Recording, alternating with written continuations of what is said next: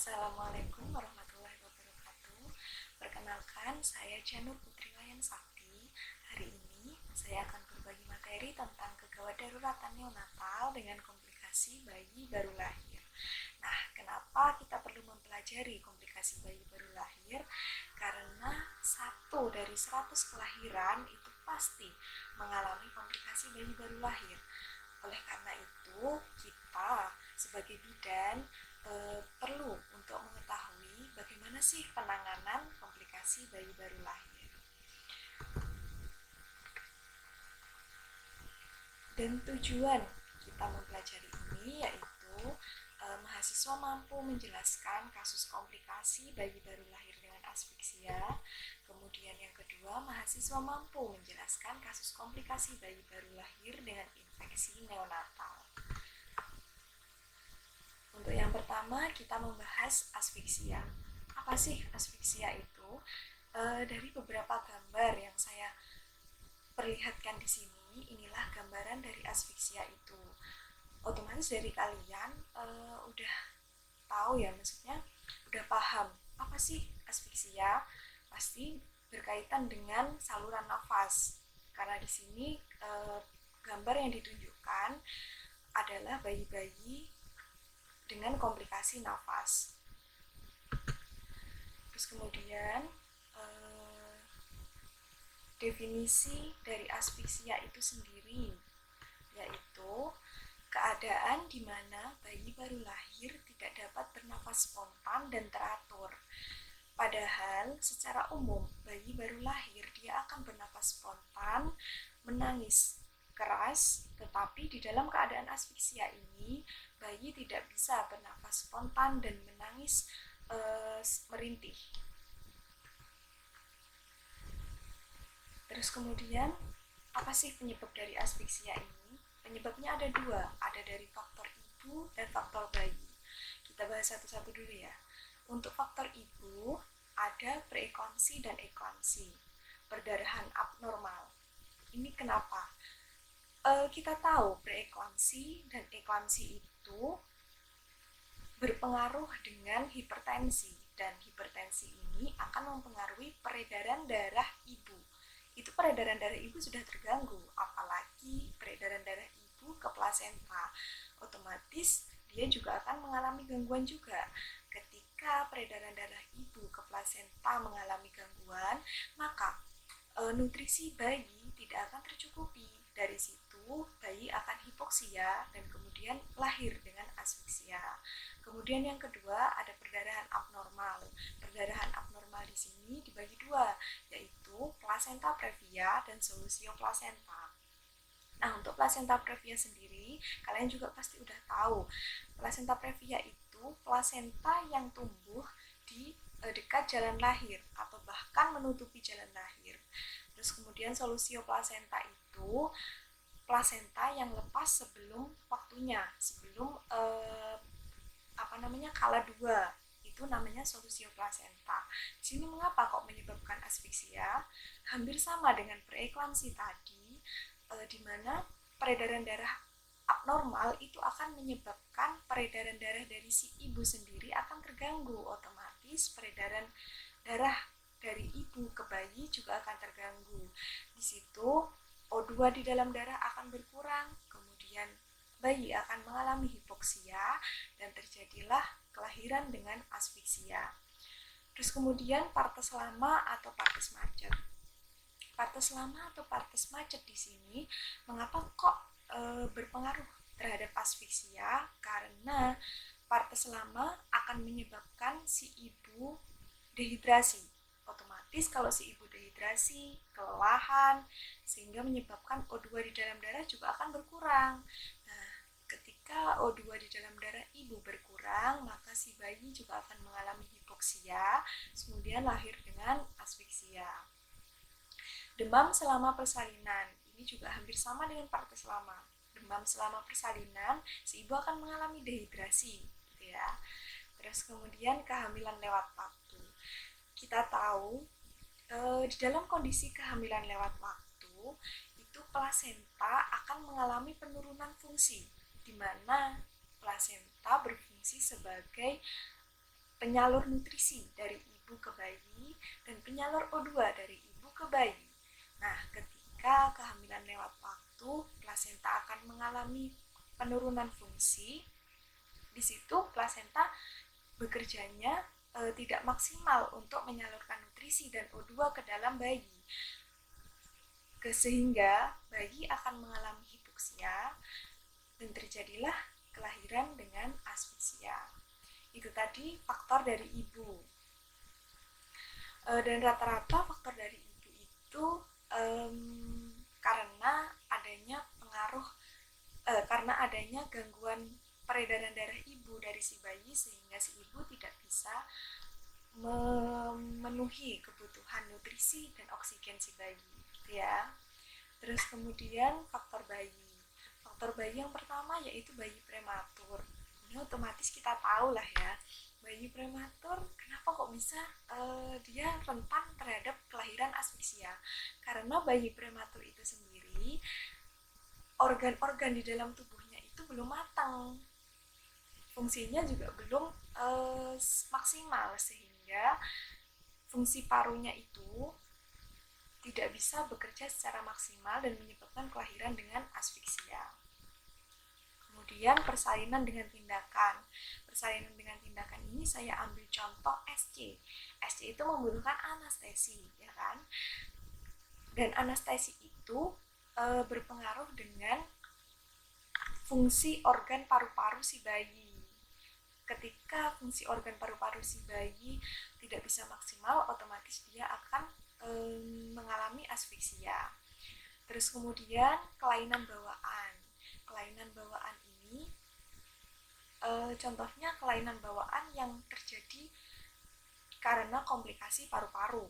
Terus kemudian air ketuban bercampur mekonium. Air ketuban bercampur mekonium ini dikarenakan si bayi di dalam rahim ibu itu sudah kekurangan O2. Ketika si bayi dalam rahim ibu itu sudah kekurangan O2, si bayi ini akan mengalami kenaikan gerakan peristaltik, sehingga mekonium dia akan keluar dan bercampur dengan ketuban dan lahirlah dia dengan asfiksia. Seperti itu ya. Penyebabnya udah, terus kemudian kita ke penilaian. Dari penyebab tadi, otomatis kita akan menilai ini bayi asfiksia atau enggak sih? Gimana sih kita mengetahui bayi ini asfiksia apa tidak? Yang pertama ada pernafasan.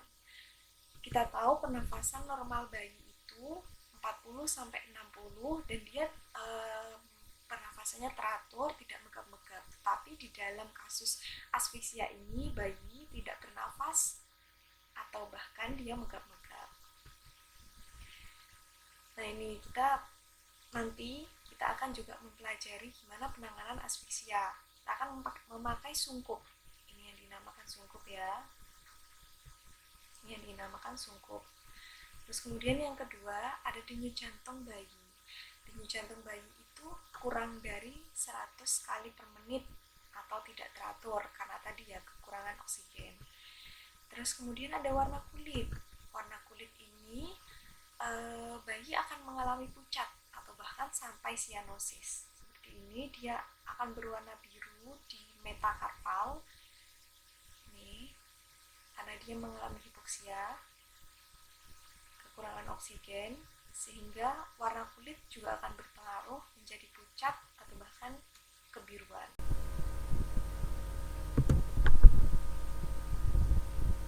Selanjutnya ada penata laksanaan.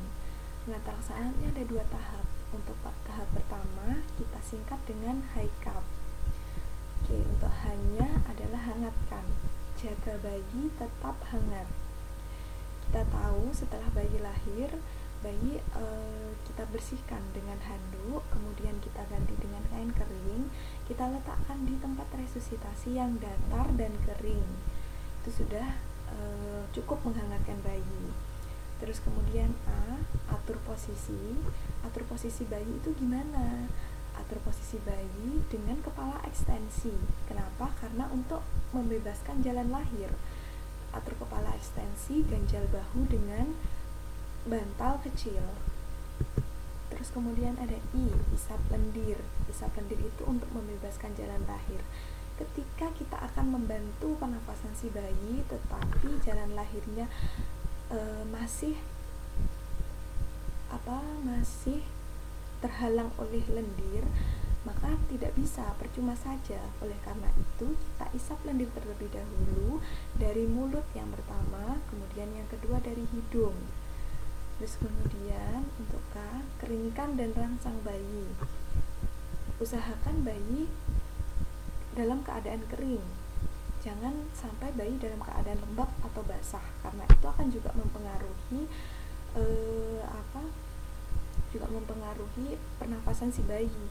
Terus kemudian rangsang bayi dengan rangsangan taktil. Gimana rangsangan taktil itu? Dengan menepuk-nepuk punggung bayi atau dengan menepuk-nepuk telapak kaki bayi, kemudian dengan mengusap punggung bayi juga hingga bayi merasa hangat. Setelah itu atur posisi kembali. Atur posisi bayi dengan kepala ekstensi, ganjal bahu dengan bantal yang tipis sehingga kepala lebih dongak atau ekstensi ya. Terus kemudian yang keenam, lakukan penilaian bayi. Bila bayi di sini sudah bernafas secara spontan, kemudian juga bisa menangis dengan keras, maka hentikan penata laksanaan ini dan lakukan observasi pada bayi. Tetapi bila bayi masih dalam keadaan lemas, belum bernafas spontan, maka lanjutkan pada tahap kedua. Tahap kedua disebut dengan ventilasi. Nah, tahap kedua ini fungsinya untuk membantu pernafasan si bayi. Yang pertama dilakukan pasang sungkup. Pasang sungkup ini harus meliputi hidung, mulut, dan dagu bayi, sehingga hidung dan mulut dan dagu bayi itu tertutup secara sempurna. Terus kemudian yang kedua, ventilasi 2 kali. Ini ventilasi percobaan. Maksudnya bantuan pernafasan percobaan, belum bantuan pernafasan inti, belum ventilasi inti. Untuk ventilasi percobaan, cukup ventilasi 2 kali dengan tekanan 30 cm air. Untuk kita tahu bagaimana tekanan 30 cm air, nanti kita saksikan videonya ya. Terus kemudian lihat apakah dada bayi mengembang. Jadi dilihat dada bayi ini mengembang atau tidak. Bila dada bayi mengembang, maka ventilasimu itu sudah berhasil. Tetapi bila dada bayi tidak mengembang, maka ulangi atur posisi kembali, kemudian ulangi ventilasi 2 kali kembali untuk ventilasi percobaan. Nilai lagi apakah dada bayi mengembang. Bila dia mengembang, maka teruskan dengan ventilasi 20 kali dalam 30 detik. Terus setelah 30 detik hentikan dan nilai nafas si bayi. Bila bayi sudah bernafas spontan, maka ventilasi dihentikan dan lakukan observasi pasca resusitasi. Tetapi bila nafas bayi belum spontan, maka ulangi lagi 20 kali dalam 30 detik, nilai dalam 30 detik itu. Terus kemudian sampai sekitar 2 menit. Bila bayi belum bernafas secara spontan, maka lakukan rujukan dengan tetap melakukan ventilasi itu. Oke, di sini kalian masih membayangkan kan gimana sih tadi high cup itu, gimana sih ventilasi itu. Nah, sekarang kita lihat videonya.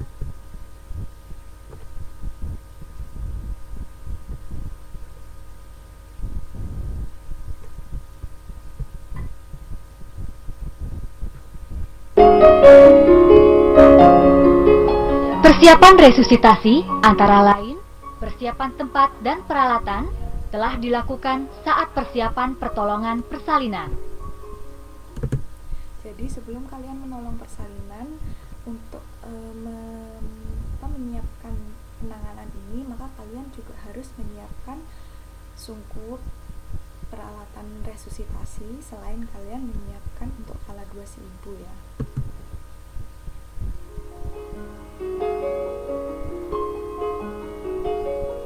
Nilailah apakah bayi menangis, tidak bernafas, megap-megap, lemas.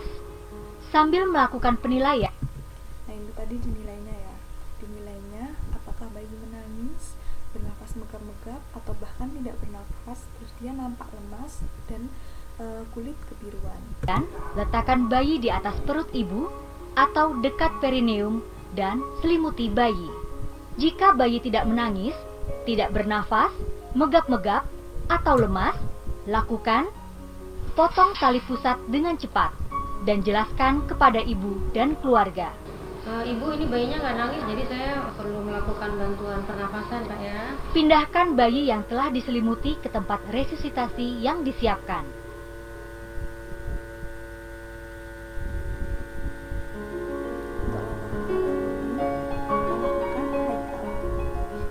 Untuk menjaga bayi tetap hangat, tetap selimuti bayi dengan kain.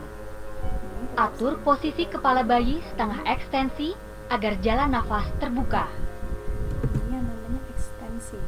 Ekstensi itu kepala bayi diusahakan agak dongak karena untuk membebaskan jalan lahirnya.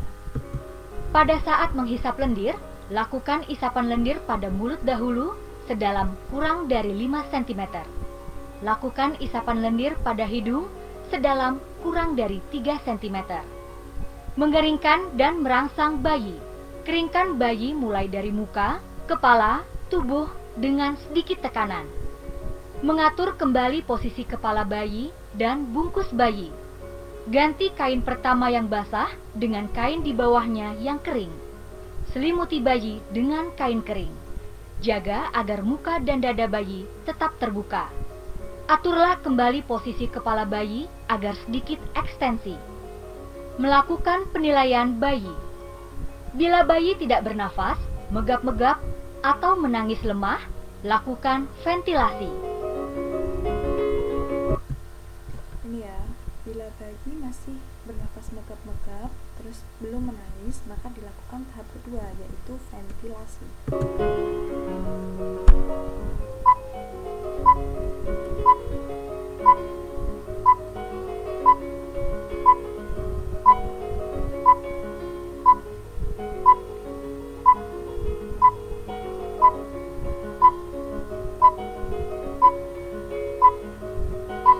Ini mengulangi Haikam tadi ya, merangsang lendir, terus kemudian atur posisi kembali, lakukan penilaian. Nah, ini masih megap-megap, kemudian dilanjutkan dengan ventilasi. Bila bayi tidak bernafas, megap-megap, atau menangis lemah, pasang sungkup. Pasang sungkup pada muka bayi, menutup hidung dan mulut. Lakukan ventilasi 2 kali. Lakukan ventilasi 2 kali atau dengan tekanan 30 cm air. Tekanan 30 Ventilasi cm. dapat dilakukan dengan balon atau tabung. Lihat apakah dada bayi mengembang setelah ditiup 2 kali. Sungkup jangan dilepas. Bila dada bayi tidak berkembang, lakukan reposisi dan lanjutkan langkah ventilasi. Lakukan ventilasi sebanyak 20 kali dalam 30 detik.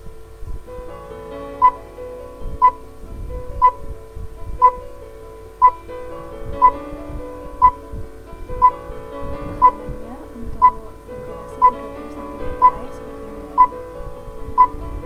Oke, kita skip sampai 30 detik. Bila bayi mulai bernafas normal, hentikan ventilasi bertahap. Pantau bayi dengan seksama. Dipertimbangkan untuk menghentikan resusitasi.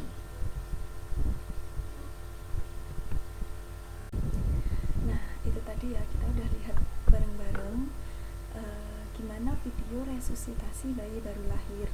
Dimulai dari tahap pertama untuk high cup, terus kemudian tahap kedua untuk membantu pernafasan dengan memasang sungkup, terus ventilasi 2 kali, ventilasi percobaan dulu, terus kemudian nilai bagaimana dada bayi mengembang atau tidak, terus dilakukan dengan ventilasi per 30 detik dimulai hingga 2 menit. Bila 2 menit memang bayi belum bernafas secara spontan, kemudian menangis masih merintih, maka dilakukan rujukan gitu ya. Terus sekarang kita masuk pada kuis.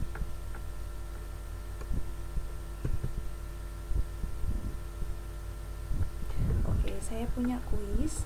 Jadi bayi B lahir prematur di bidan mandiri, terus kemudian usia kehamilannya itu 35 minggu, menangis merintih, dengan berat badan 2400 gram, terus kemudian panjang badan 36 cm, dengan pernafasan 20 kali per menit, dan Apgar skor itu 4-6. Dan pada saat persalinan, ditemukan air ketuban itu bercampur dengan mekonium. Pertanyaannya, mohon jelaskan diagnosa dari kasus tersebut, terus kemudian penyebabnya apa, penilaiannya gimana, kamu bisa mengatakan dia terdiagnosa ini, dan kemudian penata laksanaannya gimana. Harap dibuat poster yang berkesinambungan antara diagnosanya apa, terus penyebabnya dari kasus itu tuh apa, terus kemudian penilaiannya bagaimana hingga kamu menemukan diagnosa itu, terus penata laksanaannya gimana gitu ya.